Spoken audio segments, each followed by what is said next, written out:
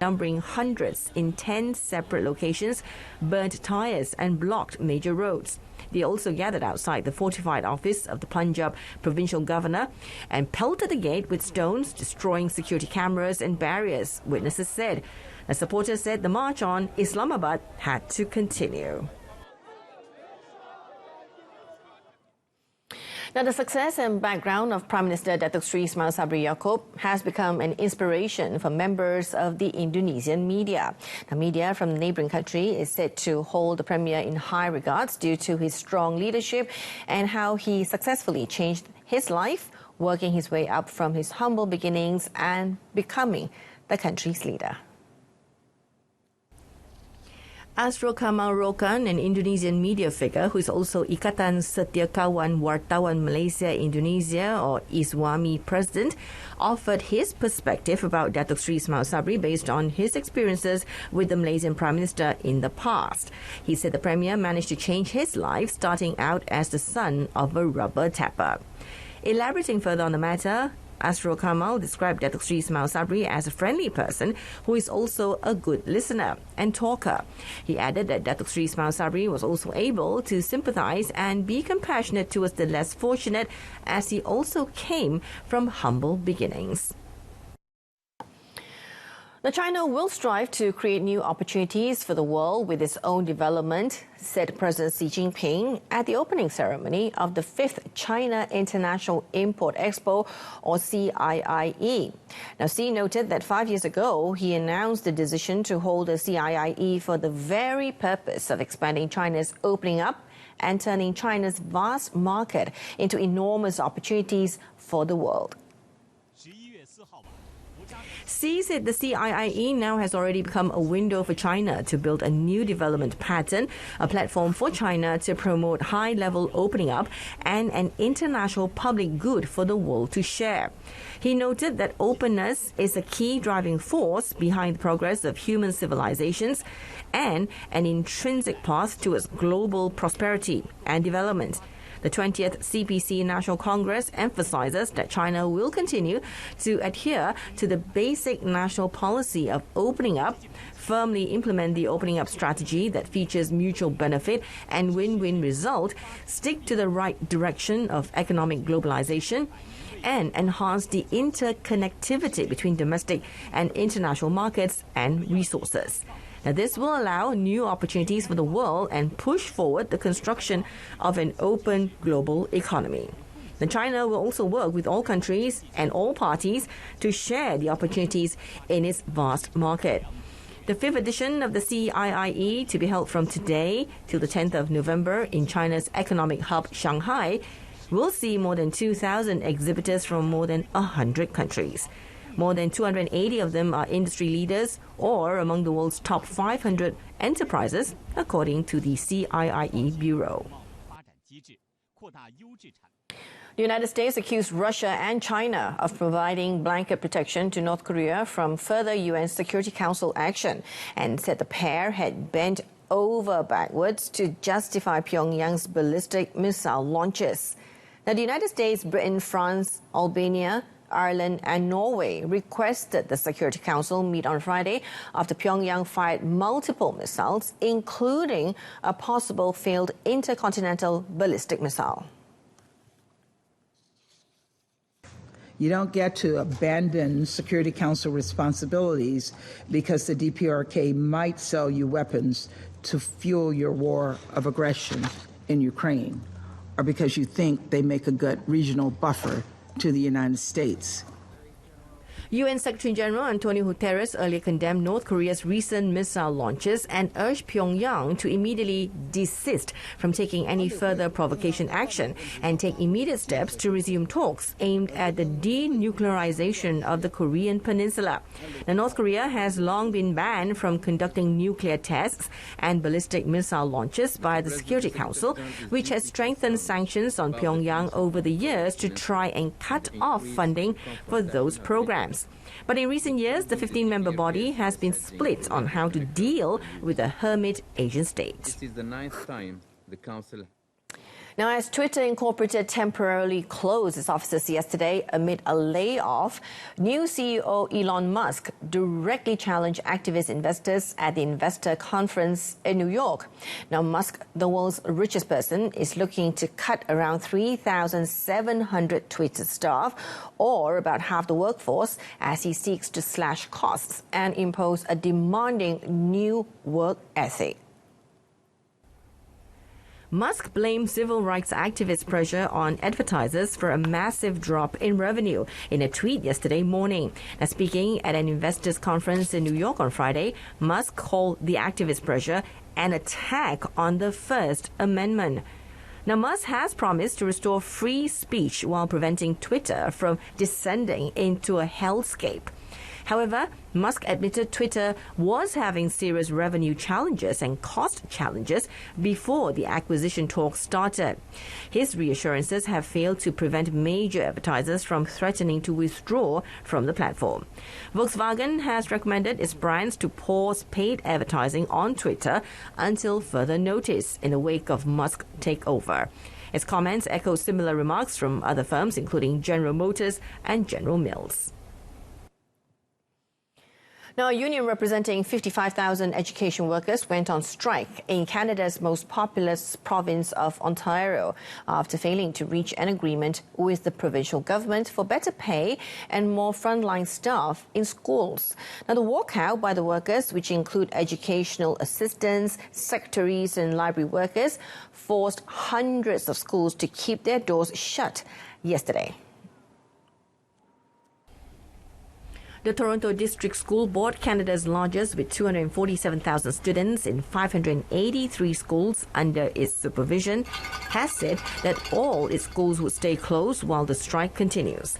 The workers served a notice of strike on Sunday, saying they had been unsuccessful in negotiating a new contract with Premier Doug Ford's right-leaning progressive conservative government. In anticipation of the strike, the Ford government passed a controversial law to force a contract on the workers, represented by the Canadian Union of Public Employees, or CUPE, and prevent them from going on strike.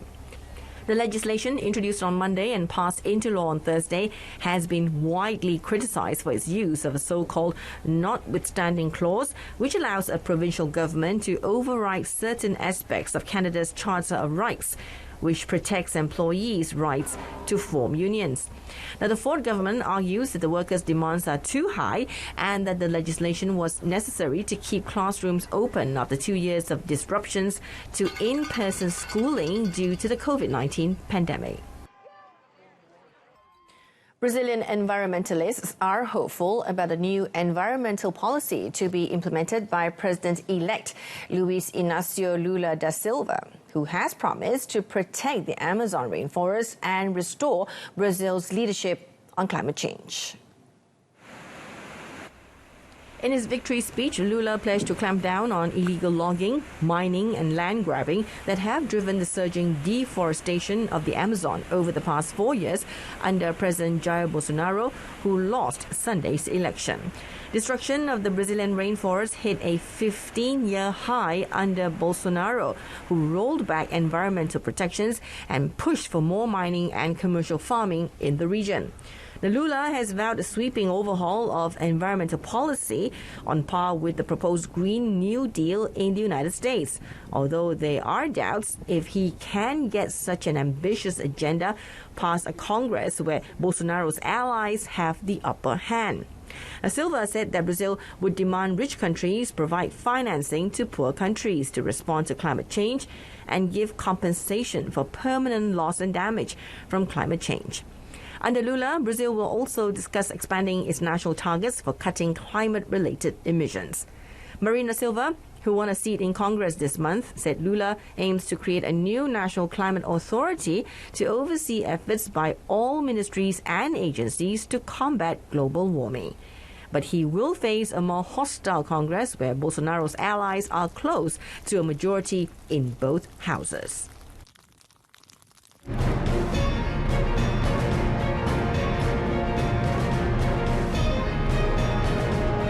Djokovic eases into Paris Masters semi-finals. That and more coming up next in sports. We start in tennis. Novak Djokovic gave Italian Lorenzo Musetti a rude welcome to his first ATP Masters 1000 quarter-final as the Serbian eased to victory at the Rolex Paris Masters. Now, in a 6-love, 6-3 win, Djokovic did not allow the 20-year-old a game point in the first 7 matches or 7 games, then quickly overturned a break deficit to run away with the second set and the match. Seeking his 7th Paris crown, the defending champion extended his dual win streaks to 12 matches, both overall in Bercy, where he won titles in his past 2 appearances in 2019 and 2021. The Serbian was particularly dominant with his forehand against Musetti, firing 8 winners of that wing that he controlled play throughout. Before the match, he received a forehand shot quality grade of 9.2 on the 10-point scale. Musetti was unable to follow up the biggest win of his career against world number 4, Casper Ruud, on Thursday with another upset against Djokovic. Despite the defeat, the Italian has enjoyed a strong final stretch this season, winning his first hardcourt title last month in Naples and winning 9 of his past 12 matches. Now, with victory in what was his 90th Masters quarterfinal, Djokovic advanced to his 74th semi-final at the prestigious level and will next face Stefanos Tsitsipas with a 6-2, 6-4 winner against Tommy Paul in the day's final match. The 74 semi-finals stand at second most all-time behind Rafael Nadal's 76. Meanwhile, Stefanos Tsitsipas has set up a blockbuster semi-final showdown with Novak Djokovic in Paris after dismissing American Tommy Paul to capture his 60th match win of the year. The 5th-seeded Greek, who still has a shot at finishing the year number 1 in the ATP rankings, saved all 7 break points he faced in the 6-2, 6-4 win while converting all 3 break opportunities that came his way. The 2021 and 2022 Rolex Monte Carlo Masters champion is attempting to win multiple ATP Masters 1000 titles in the same season for the first time, but that road runs through Djokovic. The Serbian owns a record 38 titles at this level and has triumphed in Paris a record 6 times, including in his 2 most recent appearances in 2019 and 2021. Djokovic has also beaten Tsitsipas 7 straight times and boasts an overall 8-2 lead in their past encounters.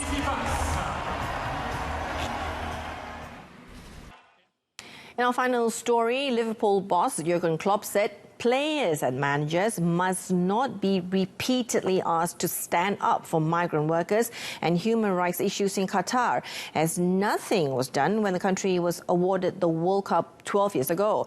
Now, Qatar has come under intense pressure in recent years for its treatment of foreign workers and restrictive social laws, leading to many participating teams raising concerns. The country, however, has denied claims that workers were exploited. With the tournament less than 3 weeks away, Klopp said it was time to let the players and managers focus on their jobs rather than be standard bearers for protests. Again, I watch it from a football point of view, and I don't like the fact that now players from time to time get in a situation where they have now to send a message. You are all journalists. You should have sent a message. Who didn't write the most critical article about it, and not about because it's Qatar and things. No, about the circumstances, which was clear. Then there we are guilty. That's how it is. Qatar is the first West Asian nation to host the World Cup, but questions were raised when tiny Gulf country that has never qualified for the tournament before was awarded the hosting rights in 2010 in a controversial bidding process. The World Cup kicks off on 20th of November and ends on 18th of December.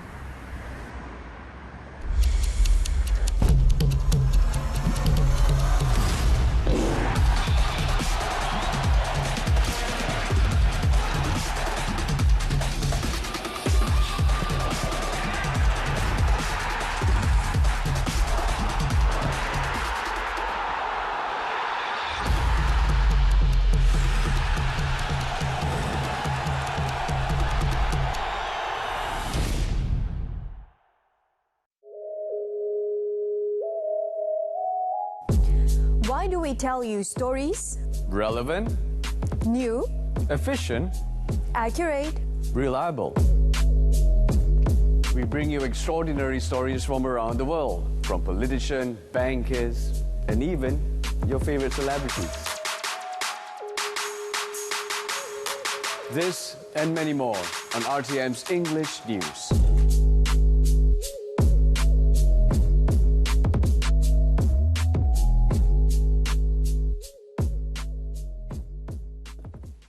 And that concludes today's edition of Updates at Noon. In our top story, nomination of candidates completed, campaign begins. Don't forget to tune in to News at 10 tonight. Till then, yang SAHIH di RTM, #myPRU15. I'm Jessica Lee. Thank you for watching, and I'll see you later.